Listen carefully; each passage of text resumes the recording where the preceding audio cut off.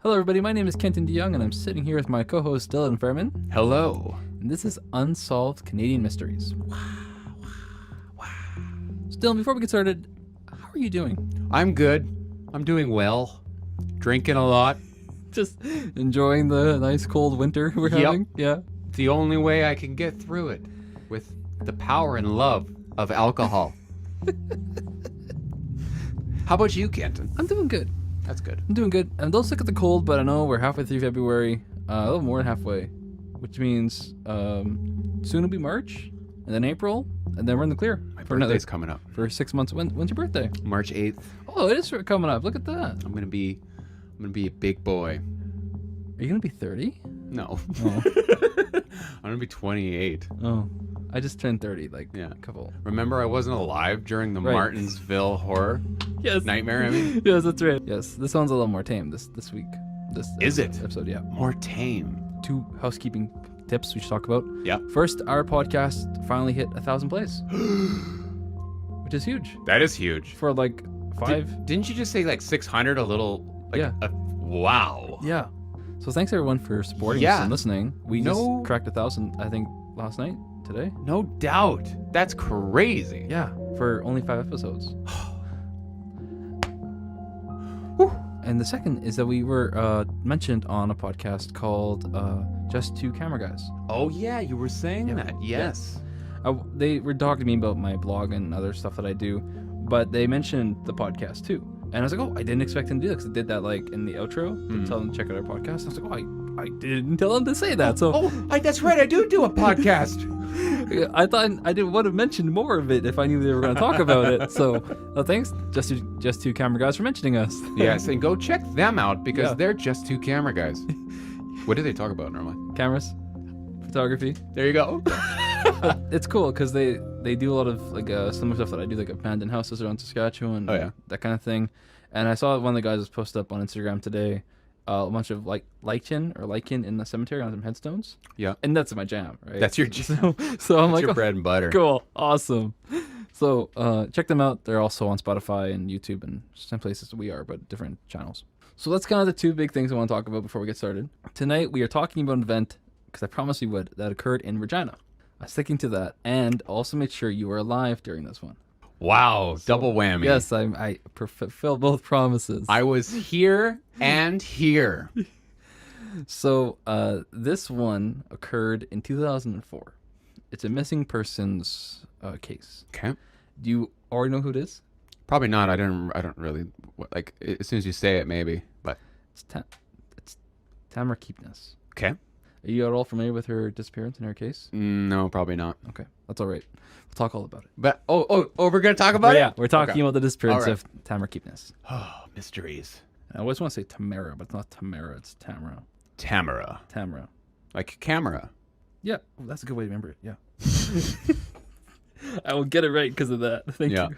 So the event begins. The disappearance occurred on July the 7th, 2004. But it's important to talk about the lead up to it, July the 3rd, 2004. What happened and what's the circumstances around the situation. Okay.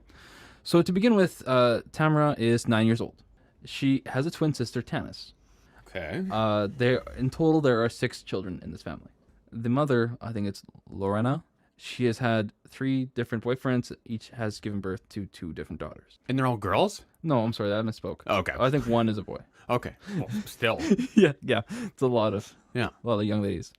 And the youngest, I believe, is 9 months old. So, it's a between 9 years or 10 years and 9 months. So around there. So Lorena is living in this small house with Dean MacArthur, her boyfriend, and Russell Sheepskin, a friend of the family. Okay. Russell kind of lives in the basement, kind of keeps himself, but he's there too. Okay. Probably plays a lot of Xbox. 2004, you bet he did. Yeah, a lot of Halo. A lot of Halo. Yeah, oh yeah. Yeah, I did. In my basement, yeah. I was probably playing N64 at that point. Maybe GameCube. Was GameCube out? I think 2004 is around the time, yeah. Yeah. Before we talk about the family too much, we should talk about the area of the city. So we're from Regina. We know that Ottawa Street is not in a good neighborhood. It's kind of in the north central part of the city. Ottawa Street's a very big street, Kenton. Okay, I'm sorry. It's in the north central part of Okay. Regina. So, 800 block. Yeah. There you go. This is about the same time I want to say that McLean's put out that article saying how North Central Regina is the worst neighborhood in Canada. If you remember that 2007 bombshell. Yes, I do remember that actually. Yeah, that was wild. Fuck. We were in the press all across the country. We are famous. Yeah, everyone talked about Regina then. Not for good reason, but that's okay. So at this time, this is where Tamara and her family is living. So this neighborhood is a really rough neighborhood of the city. One of the worst kind of in the country. And to give some examples of what the neighborhood system is like, there were disappearances in this neighborhood of people in 1983, 1984, 1993, 1995, and 2004. It has a lot of disappearances. People being disappearing, or people being assaulted, sexually assaulted, murdered, raped, that kind of thing. Experience Regina. There was quite a few serial rapists that were in this area too, and some pedophiles. So it's just a great area of town. Great neighborhood. That's kind of the setting, the backdrop of this. A few months before Tamara went missing, there was a violent sexual assault and kidnapping in the area. So this is fresh coming out of that, okay? So back to this house with Tamara and her family and everybody else, Lorena. So there was an argument between Lorena and MacArthur that night. This would be Monday evening. They got in a fight, and MacArthur and his friend, the guy in the basement, Sheepskin, decided to go to the bar. The argument, it was heated. He left and they went to go to the bar Monday night, right? But then they came back. They left around 8:30. They came back around 11 o'clock with some milk for the kids. It's nice of them. Yeah, this whole story, it's tough, but that it was a really nice gesture. Like, hey, we went to the bar. We came back with some formula and some milk. We're going back to the bar now. Like, it's a very nice, not a Father of the Year award, but it's. And this is before you could text someone really. Like, hey, while you're out there, can you pick up some milk? Like, he knew to go and get it and come back, which is responsible, As they were at the bar, Lorena decided around 11 o'clock she was going to go out too. She left her 9-year-old, 10-year-old, I think it was, in charge. Did I write that down? Yeah, Summer. Summer was 10 years old. So Summer was 10 years old, and she was responsible to take care of the other 5 kids while Lorena was gone. Okay. But it's not 11 o'clock at night on a Monday. The kids are going to go to bed. The kids are already asleep, except for Summer. So Lorena goes to her friend's house. They go get liquor from the liquor store, and they drink and just have a little time at their friend's house, okay? Lorena would then check up on the kids around midnight. Everything is fine. And they go back and they drink some more and just have a good time. All right, so all the adults are gone. The house is full of 6 kids, the oldest being 10. Now, it's important to remember that Lorena, when she left home many years ago, she was 14. When she was on her own in the world, she was 14 years old. So there is a bit of a connection there, maybe with age, that Summer is almost 14, can almost do this by herself. Mm-hmm. But you don't leave a 10-year-old alone with 6 or 5 other kids. So, yeah, like maybe by herself. Yeah, but not to watch. Yeah. That's. But what do I know? So around 3 in the morning, Sheepskin comes back from the bar without MacArthur. Comes back to the bar and finds Tamara sleeping on the couch in the living room. Mm-hmm. Not long later, MacArthur shows up too, and the two of them get in an argument. Well, we don't know what about. They have said this is not regarding the events that would unfold regarding Tamara. Okay. I think I called her Tamara, but it's Tamara. I have to work on this. Tamara. Yeah. Tamara. So they say that whatever argument they got into on the porch was not regarding to her disappearance. All right. But apparently, I want to get those right. That I think it was. So MacArthur would smash Sheepskin's face into a window, and then would stomp his head, and then they would go their own separate ways. Sheepskin would go to the hospital, and MacArthur would go to his aunt's house. Okay, I see. I thought you were saying, I'm like, okay, well, I'll see you tomorrow. Yeah, bye. But okay, yeah, one went to the hospital, and one just went back home to go drink and sleep. So MacArthur's aunt, he was going to, she only lives a few blocks away, and it's 3 o'clock in the morning, right? And this is part of the story that's a little bit suspicious. So MacArthur leaves the house at 3 in the morning, goes, let's say, 2 or 3 blocks to get to the aunt's house. Doesn't get there till 5:30. His reasoning is he was drunk and lost and confused and kept blacking out, passing out on the way there. So it took him 2.5 hours to get about 3 blocks. Sorry. That's a little suspicious, right? Yeah. Or funny. Yeah. But we'll see. Yeah, we'll see how the story. In one story, because he has to tell the story a few times to the police, right? And one story says that he locks the doors before he leaves. And the original story says he does not lock the doors before he leaves. They have this fight around 3 o'clock in the morning, and they leave. Lorena, the mom, comes back home around 3:15, 3:30 in the morning, and she finds the door locked. So she has to crawl through the window to get into the house. And she says when she gets there, she sees Tanis and Summer sleeping on the couch, and the couch isn't there, but not Tamra. Russell Sheepskin saw Tamra there earlier. A drunk man. Yeah, about half an hour to 15 minutes earlier. And he also, this is all after him getting his face smashed in too. He saw her first and then got his face smashed in. So? I assume if you get smashed in, a little information before you get smashed in is probably gonna... Yeah. Anyway, sorry. It's true. He wasn't the most coherent anyway, and then he was horribly assaulted and went to the hospital. Right. Other things on his mind, and he was sleeping on the couch, right? Okay. So Lorena comes in, crawls through the window. She falls on the couch. I'm assuming the same couch that Tamara was last seen on. So then, because they had to interview the kids following her disappearance, one of them, Rain, the boy, says that upstairs they have the mattresses on the floor, and he was sleeping between the mattress and the door. He felt the mattress moved as Tamara got up, and he said that it was light outside. So me, being the detective I am, decided to look up what time does the sun rise on July 7th, 2004. Very detective-like. Right? And it comes up about 4:45, 5 o'clock in the morning. Okay. So there would have been some light in there about the first 4 o'clock to 5 o'clock before the sun comes up. Right? Yeah. So Rain felt Tamra get out of bed around 4 o'clock in the morning, which doesn't fit with the story of Sheepskin of her being on the couch at 3, but the fact she still got out of bed when nobody was around, right?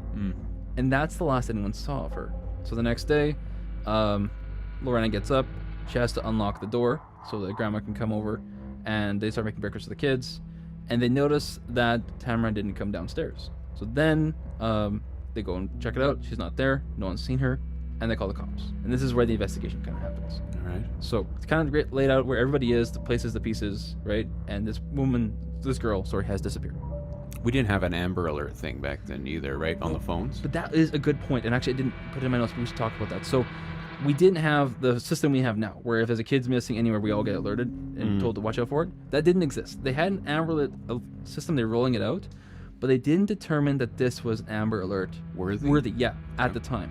And the reason is because, I don't know if it's 53 or 35, 1 second. In the 13 years with this family, with the Keepness family, the police have been called to the house 53 times. So a kid's disappeared. Is it worth an Amber Alert, right? Yeah, obviously. But it's like this has happened so many times, so many situations with this family. Is it worth doing this giant lookout for this child, right? Boy who cried wolf kind of thing. Exactly. Especially 53 times when in only 13 years. That's a lot. That is a lot. Poop. So the police interviewed Lorena and MacArthur, discussing who may have taken the kids, what might have happened, and of course the events that unfolded the night before. And they gave them a list of 5 names. Of course, we don't have those 5 names, right? The police do. But they also mentioned that Tamara has made a new friend recently, a man in the neighborhood who is a pedophile. Oh. So suddenly this person has become a person of interest. Right. But the police report I read, well, it's the article, said that they interviewed all the pedophiles in the neighborhood and no one had seen her, no one had her, right? Including this individual. But I also was reading that back in 76, a similar situation happened, I think, in Calgary, where this girl went missing. They asked everybody, no, she wasn't there. She was in the basement instead for 6 months. Can they legally just start searching because of the record? I don't know. Past record? No. Normally, I'd say no, right? Because you need a warrant to search. But maybe in this case, because they're a registered pedophile and there's a child missing. Well, you think that makes sense? Like if you're a registered pedophile, like it's just like, look, we gotta check your house. Yeah. You're on the list. I don't know if I could see why, but I also could see why it's not. So I don't know to answer the question. But either way, none of them apparently had seen her or been anywhere around that area of the city at night. So the police chief said at the time, and has still kind of kept with this, said, there were comings and goings from the house that night that remained not fully explained to our satisfaction, and we continue to ask those questions. One of those is, what took MacArthur 2.5 hours to get 3 blocks? Right. One of them was, why was nobody home? Right? Right. A lot of people were drunk. A lot of people weren't coherent. Why was no one around? if the door was unlocked, then why was it locked 30 minutes later? Why didn't the mother of the house have a key to the door? Right? Okay. Yeah.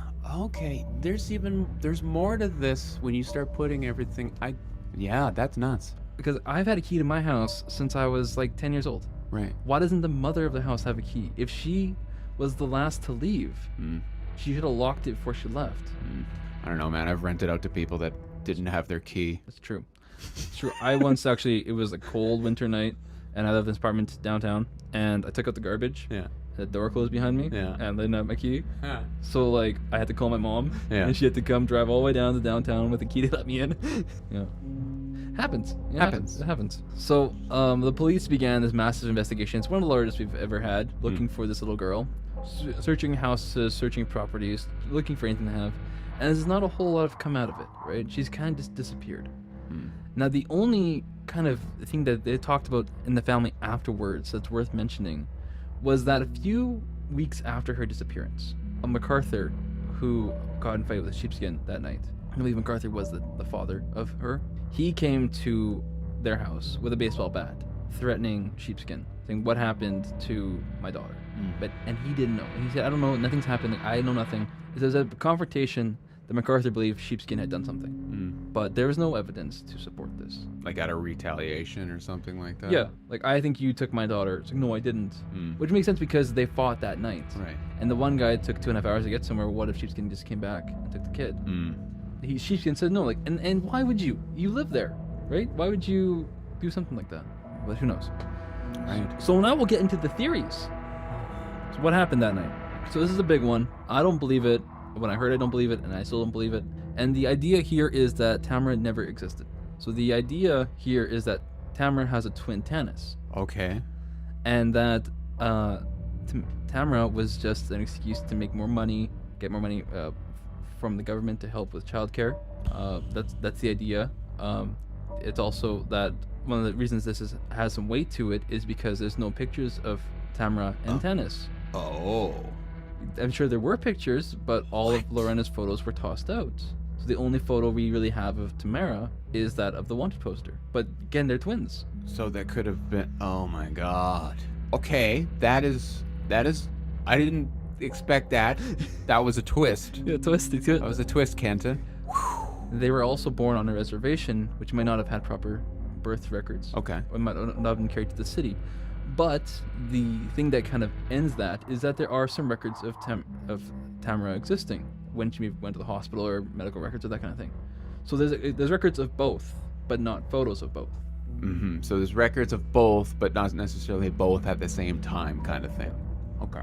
Now there's also, like, when this massive manhunt for her was going on, I think MacArthur and Tanis, the sister, went to a store just to buy some food. I think it was like a confectionery gas station store or something, right?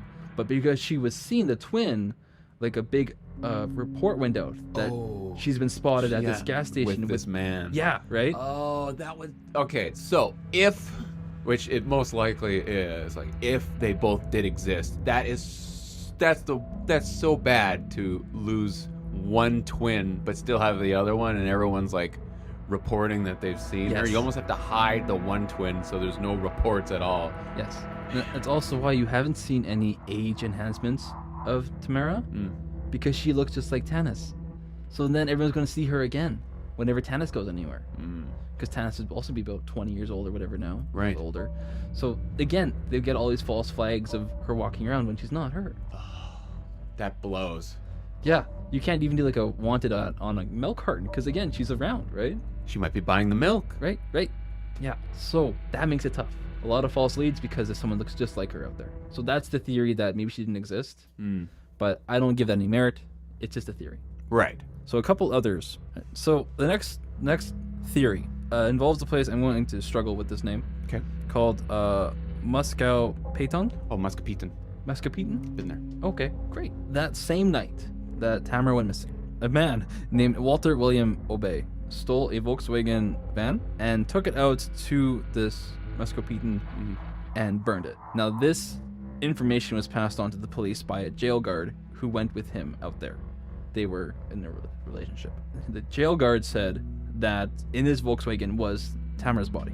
and that he took her out there and burned the body and burned the car, burned the Volkswagen, right? And that was what happened. That's where she is. So the police went out there, they searched the beaver dams, they searched the river, searched everything to find this body because it wasn't in the van.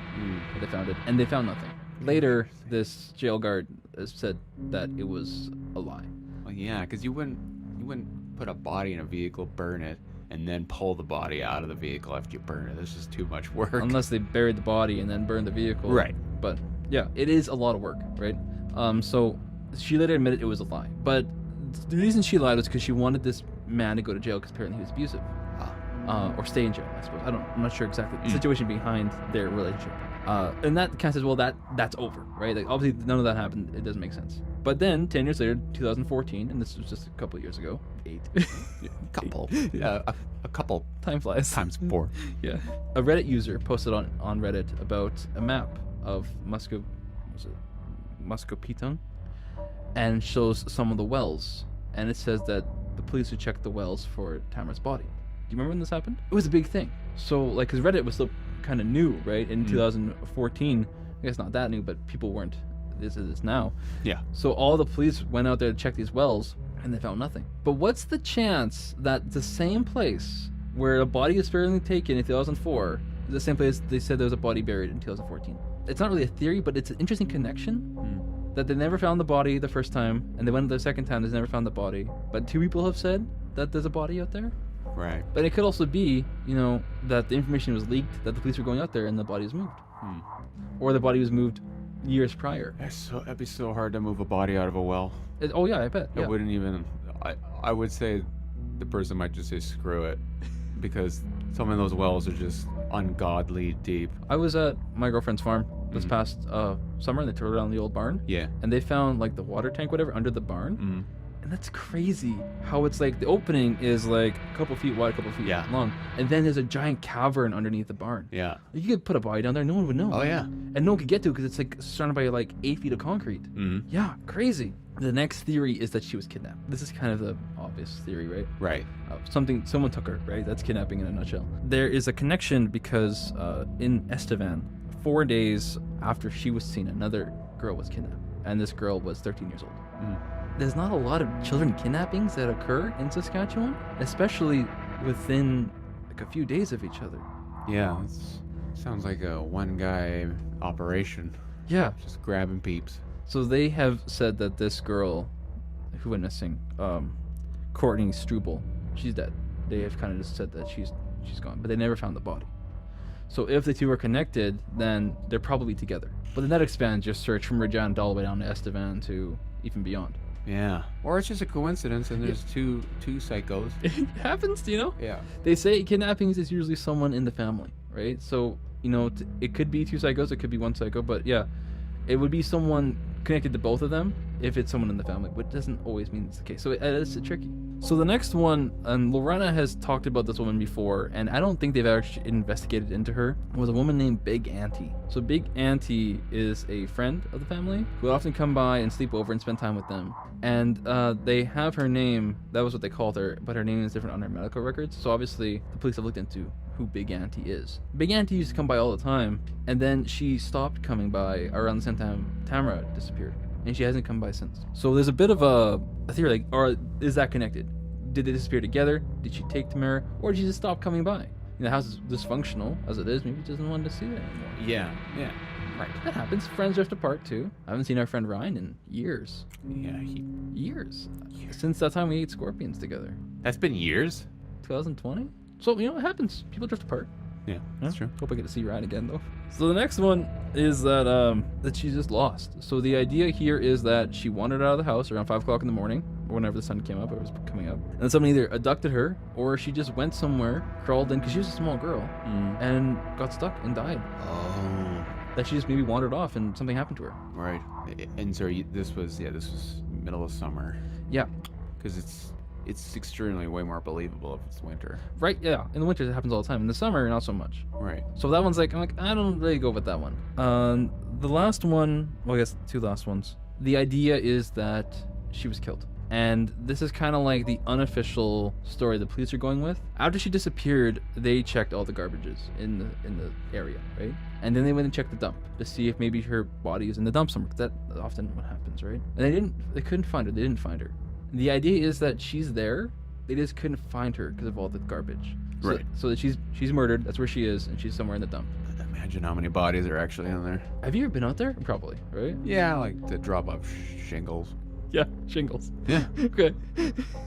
What? Yeah, it's a big place, and they've moved it a few bit because the pile is getting so high. So, yeah, I could see that. And the last one is the one that a lot of people go with, and it's that Lorena sold her. The idea here is that Lorena owed a lot of money, Okay. and that she went out with her friend the night before drinking to kind of get herself ready to sell off her daughter. Oh. So she sold her off to an addict or someone to pay off the debts for the drugs that she had. That's kind of the top theory people have, is that Lorena sold her daughter. Oh my God. That's kind of where we are. It's been, Almost 20 years. yeah, right? 18 years? Yeah. Yeah. What do you think happened to her? Tamra Well- Keepness. Well, the thing that points out to me the most is the fact that the door was not locked, but when the mom came back, the door was locked. So what I would say is either somebody who knew that no one was there, like the guy who got his face smashed in, Mm-hmm. or some creepy pedophile neighbor who was watching the house, Yeah. knew they weren't going to be there, Yeah. went in, took her because she was on the couch, apparently. Yeah. That could have been the case. The girl was on the couch, got taken, and then the other kids moved there after. Yeah. And they locked the door behind them, and that's not like we said before, it's unlikely that every single house that is a prime suspect was checked. Yeah. Yeah. So that seems to be the easiest explanation, the quickest and easiest explanation. That's what I would probably go with. That's horrible, though. Well, that's honestly the only other thing. That's the only option. Yeah. That someone came in the house and took her. Because you have that gap when no one is there. Well, Sheepskin and MacArthur left, and Lorena hasn't come home yet. The door is unlocked. Right. One person, although he is not the best witness, says he saw her. Right. And then the next witness says the couch is empty. Right. The only part of that story that doesn't quite make sense is that the brother said that he felt her get out of bed. Mm. But there's a room of 6 kids. Right. And you're asleep. Like could you're have in been- a half daze. Like Yeah. you know how many times I've waken up. I pictured Tequila taking a shit on the top of my dresser, and there's no way she could get up there. But I literally woke up screaming, "Stop it!" And then she's just laying in bed beside me, like looking like, "Dude, what is wrong with you?" The mind, Yeah. especially when you're half dazed. Yeah. Yes. I could totally see, like, oh, I heard her get up. And a room full of kids. Right. Someone could have got up. Mm. Right. And to me, that is, I think, is a mistaken identity or mistaken thought. Mm. Because if one adult saw her down there, how could she be upstairs? Right. And then not, like, it just doesn't make sense to me. Right. I do think someone in the house and took her. I think it was MacArthur, although I don't know why. Because The time frame. he's Yeah. missing 2.5 hours. Right. In those 2.5 hours, anything could have happened, right? Could have, I don't know, maybe he was angry and he was already in a rage from beating the crap out of the one guy that he Yeah. took it out on her. Maybe he wanted to, like, get them out of that house. Mm. Get them away from him. I don't know. But I'm thinking, because let's say I was him and I was going to go back to the house and get them. Why would I take one of my 2 daughters? Mm. Why would I take both twins, you know? I almost wish it's the fact that there's only one. Yeah. Like, that's like the best case scenario. That no one's gone. No Right. one's missing. Yeah. Yeah. Right. And, like, did they gain anything from it? Not really. No. So, whatever. I almost just want to pretend that's what it is, so I don't have to have the thought of a horrible story like this in my head. That is, unfortunately, the happiest ending. Yeah, It didn't happen. Yeah. I think whatever happened, she was killed and her body's probably in the dump. I think the idea is that she was a big auntie. That didn't happen. The idea she's connected to the person in Estevan. That didn't happen. That she wandered away. That didn't happen. That she was sold off. Although Lorena doesn't seem to be the best mother, I can't see her doing that. And she's expressed a lot of remorse for losing her child. So I can't see that being the case. And it would take so much for a mother to sell off their own daughter. And I just can't see that being the case. Especially, like, if I was to sell off my children, would I pick like a very smart, pretty 9-year-old girl, or would I pick like some ratty 4-year-old child that I have? Yeah, I wouldn't pick one that has a promising future to sell But off. maybe it's just my fact that I don't like look into this stuff or anything like that. It just doesn't seem like it could happen. I know it does happen in the world, but it just doesn't seem like it could happen near you. I think she was killed and her body's in the dump. That's what I'm thinking happened. You can take the happy ending if you want. Yeah, I'm just gonna pretend like they are scammers. Okay. That way, no one died. If you have any information about Tamra Keepness and her disappearance, please contact local authorities and crime watchers. And there's actually a $50,000 reward out there for anything to find her, for her finding her. Well, I stumbled over that, but you know the $50,000. That's the part he didn't stumble over. That's the that hook. ain't no joke. That's the hook. So this one is still a sad episode, but it wasn't like the last one. Yeah, no, it's not. But it kind of is more sad because it's more likely that it happened rather than the other one, which is like we were both kind of like tossed up. Like this could have just been a whole Mandela effect. Yes. Yeah. This one there was a crime. That one there was a crime, but a long time ago. Right. And a lot of misconceptions about stuff. Yeah. Right. So we've done a couple now about Saskatchewan. I was thinking next episode we'll go to a different province. Yeah, for sure. I'm not sure where, though. I'll think about it. We've done Ontario, we've done Quebec, we've done Saskatchewan, BC. What about something like in the ocean? Like Maritimes? Yeah. We'll do it. But we won't do the treasure one. I don't even know about it. So. Like the secret treasure cove one. Because that one's, everyone talks about that one. We're not doing that one. We'll do a different maritime one.